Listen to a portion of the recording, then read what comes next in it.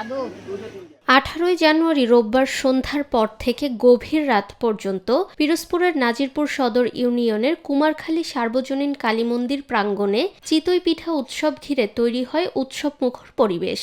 মন্দির কমিটির উদ্যোগে এবং স্থানীয় দেবলাল চক্রবর্তীর বাড়িতে আয়োজিত এই উৎসবে একসঙ্গে 109টি চুলায় চিতই পিঠা ভাজা হয়, যা এই উৎসবের প্রধান আকর্ষণ। মাঘের অমাবস্যা তিথিতে মন্দিরের সামনে বিশাল বটগাছের নিচে সারিবদ্ধভাবে তৈরি করা হয় 108টি নতুন মাটির চুলা, আর বটগাছের মধ্যভাগে বাঁশের মাচা তৈরি করে বসানো হয় আরও একটি চুলা।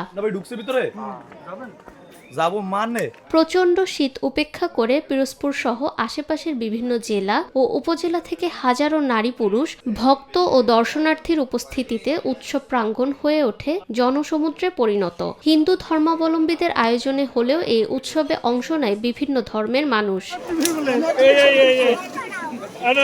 সরজমিনে দেখা গেছে মন্দির সংলগ্ন মাঠে সারি সারি চুলায় চিতই পিঠা ভাজছেন বিভিন্ন বয়সের নারীরা। ঢোল কাশির তালে তালে উলুধ্বনিতে মুখর হয়ে ওঠে পুরো এলাকা।